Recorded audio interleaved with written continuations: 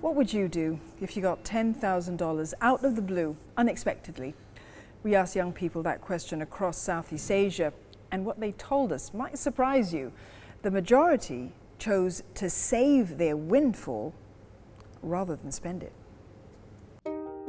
Over 2,500 young working adults took part in this survey, answering questions about their personal finance habits. Respondents were Gen Z, aged between 18 and 25 years old. And they come from 5 countries: Singapore, Malaysia, Indonesia, Thailand, and the Philippines. When handed a windfall, the Gen Zs who don't usually invest would now set aside a portion for investment. But they would save more for their windfall than spend. It's the same story for those who do invest. They would save a larger portion and invest more than they would spend. When Gen Z do spend, it's on necessities. That could take up more than half of their income. For more than 70% of Gen Zs in the 5 countries, their top expense is food. Spending on food takes up 60 to 80% of Chloe Tan's budget. She's 25 years old and she lives and works in Singapore. I'll bucket it into 2 categories. One category is live to eat food. If let's say I'm going out with my friends, I'm having a nice meal, enjoying my time. And the other part is like eat to live food, when I'm just going to the office, I'm just doing my day-to-day things, going to work, just existing. Yeah.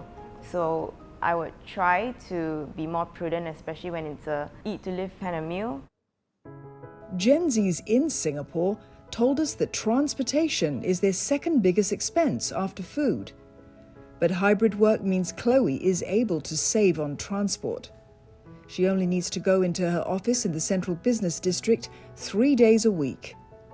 All in, she spends about 40% of her income. This is split between necessities and discretionary items.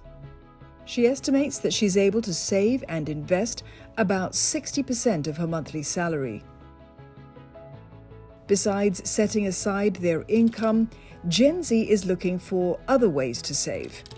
That means being savvy with credit card discounts, cashback apps, and promotions on lifestyle apps. The majority of Gen Zs also have alternative sources of income. The biggest sources: family and investments. Like many of her generation, Chloe also started to invest early, at the age of 20. As an undergraduate, she made ad hoc deposits on a robo-advisor platform. It's now become a regular affair, and she puts most of her savings into investment. At the end of the day, I think you can only save so much money, right? At the end of the day, the most important thing is to maximize your earning potential. For my ETF investing, it's purely dollar cost averaging. So invest that fixed same amount every month. It's just, I'm not trying to time how much each thing costs. I just average it out. And then for my stock investing, though, it's a bit less structured. If I do have some more irregular sources of cash, like I get a bonus or there's like ang pao money from Chinese New Year, then that's when I'll usually decide, okay, I have some spare cash, I'll go invest in it. This story is repeated across the region. The majority of those surveyed are investing. Generally, Gen Z begin investing young. Of those who invest, more than half began before the age of 20. Stocks are their most popular choice, followed by fixed deposits. Out of the 5 countries, enthusiasm for cryptocurrencies is the highest in the Philippines.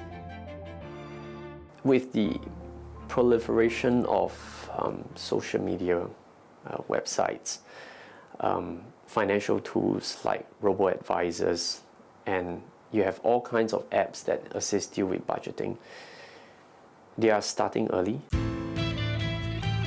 While their saving habits are similar, Gen Z in different countries aspire to buy different things.